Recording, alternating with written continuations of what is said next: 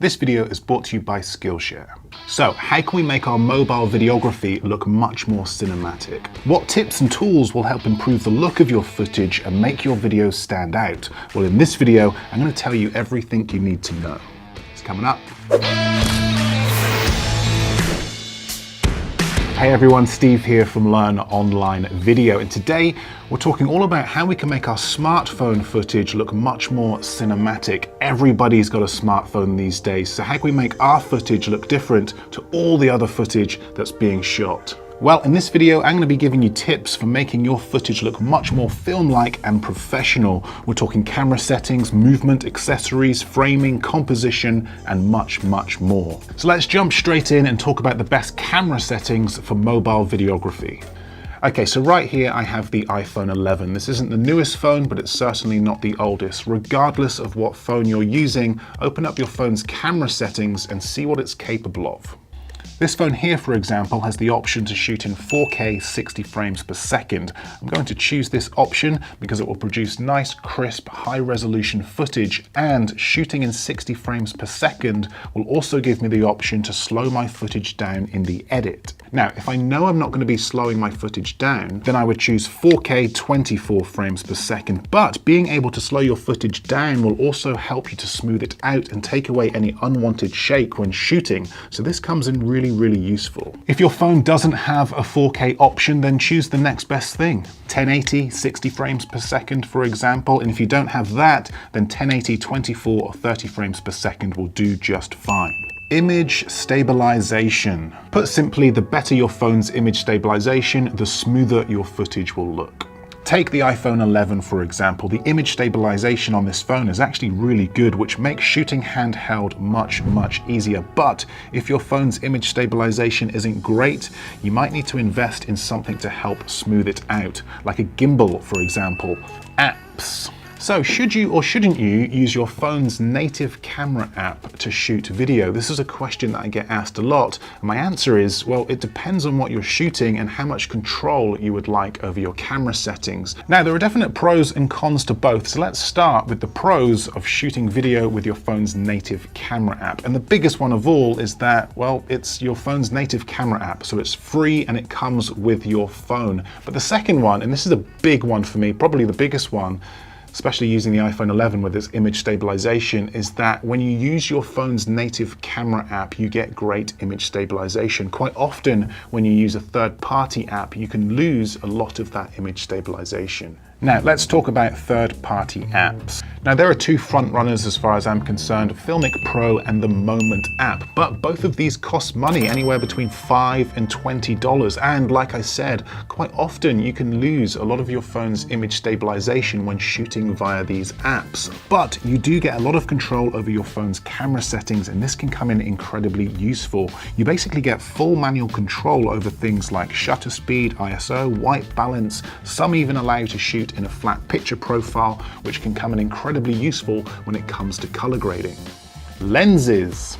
The iPhone 11 has two lenses, the standard and the wide. The Pro version has an additional telephoto lens. How many lenses your phone has? I've got no idea. I honestly can't keep up. Samsung just released one with about 20 lenses. But what I will say is always make the most of what you have. If all you have is the standard lens, then just use that. Don't use not having a wide angle lens or a telephoto lens as an excuse not to go out and shoot. And in all honesty, I find the less that you have, the more it forces you to be creative. So always look at the positives and make the most of what you have.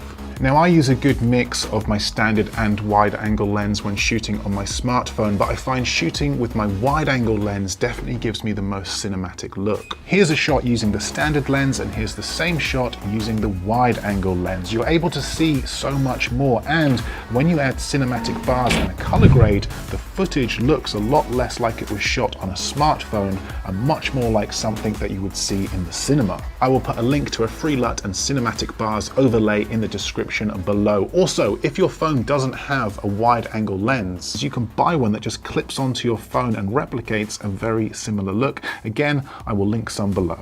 Camera movement. Camera movement plays a huge role in making our footage look much more cinematic and professional. So how can we get nice, smooth shots, especially when we're first starting out? Well, as mentioned, your phone's image stabilization will really help with this if you have any. If you don't, then try using 3 points of contact on your phone. 2 hands, 1, 2 points of contact, with the third point of contact being your elbows, just digging in to your torso.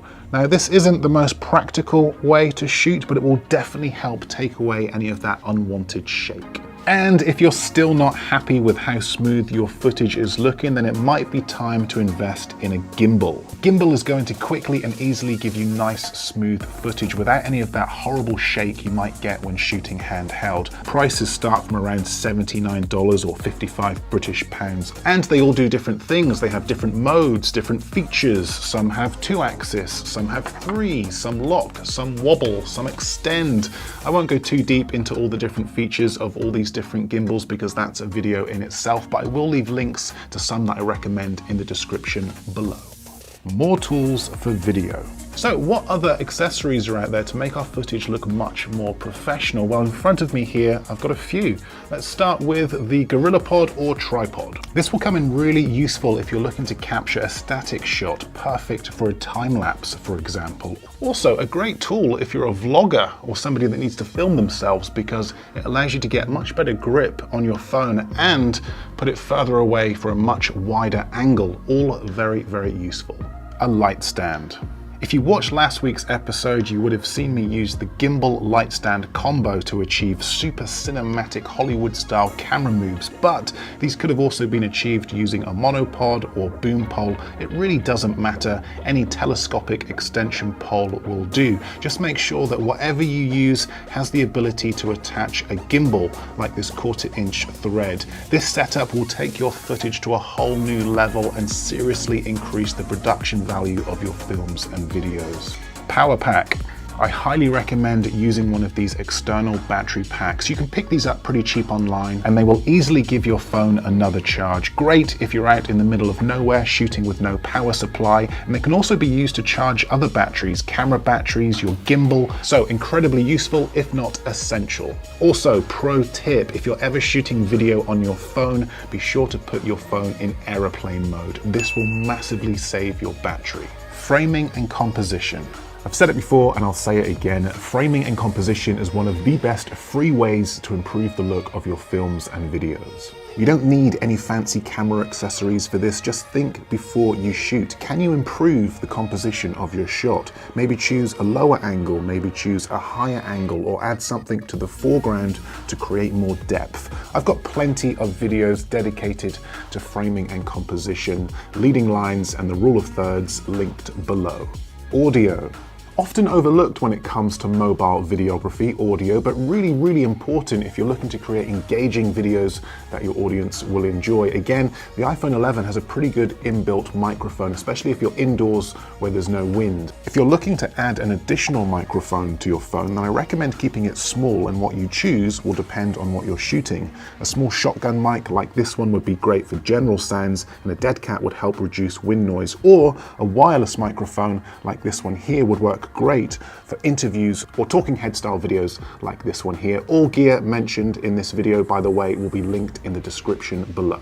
Now, before we jump into editing techniques to help make our videos stand out, I want to tell you about the sponsor of today's video, Skillshare, and how we can use Skillshare to help improve the look of our films and videos. Skillshare is an online learning community for creatives. It offers thousands of inspiring classes for creative and curious people on topics including illustration, design, photography, freelancing, and much, much more. Skillshare has literally thousands of classes to help you grow as a creative. For example, if you're into mobile filmmaking, which I assume you are if you've made it this far into the video, then storytelling in film using cinematography to convey emotion by Joe Simon is an absolute must. I first came across Joe back in my wedding filmmaking days about 10 years ago, so I was thrilled to find him on Skillshare sharing his most up-to-date knowledge on cinematography. Put simply, Skillshare helps you grow as a creative. Gain those extra skills needed to turn your hobby into a career, land the clients you've always wanted to work with, make more money, and be more creative, Whatever your goal, when it comes to creativity, Skillshare can help you get there. With classes to fit your schedule and skill level for less than $10 a month with an annual subscription, you can binge knowledge to your heart's content. And the first 1,000 people to use the link in my description will get a free trial of Skillshare Premium membership. So you've got nothing to lose. Use the link, take a class, soak up some knowledge, and get creative. Sound design. There are two parts of your timeline when it comes to editing. This top section, this is where all of your footage goes, and this bottom section, this is where all your audio goes. And it is this section that is often overlooked and underutilized. This timeline shows a very basic sequence using footage and audio direct from the phone. Let's take a look.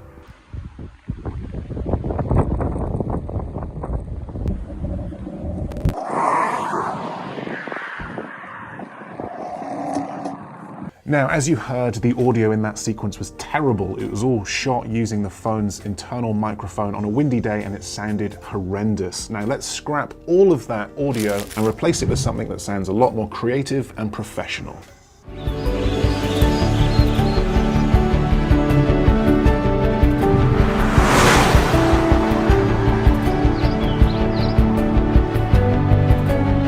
Now, the only difference between those two sequences was sound design and music. Spent about 10 minutes looking for some sounds that would best match the footage. Car passing, whoosh sound effects, ambient sounds, added them all to the timeline, and this is the result. Much, much better. It makes a huge difference to your edits. I will do an entire video all about sound design soon. Color grading. This is one of the best ways to make your footage stand out compared to all the other footage that's being shot on smartphones. Stylize your footage, color grade, make it pop, dark, moody, bright, whatever best suits the look, style, and feel that you're going for. All of the footage that you can see here has been color graded using my new cinematic LUT pack, but use whatever LUTs you like, experiment, and get creative. So look, I hope you found this video useful. If you did, do let me know by giving it the old thumbs up. And if you'd like to see more content like this, learn more about video production, then you can do that by watching one of my other videos just over there. But that's it from me. Thanks for watching, and I will see you in the next video.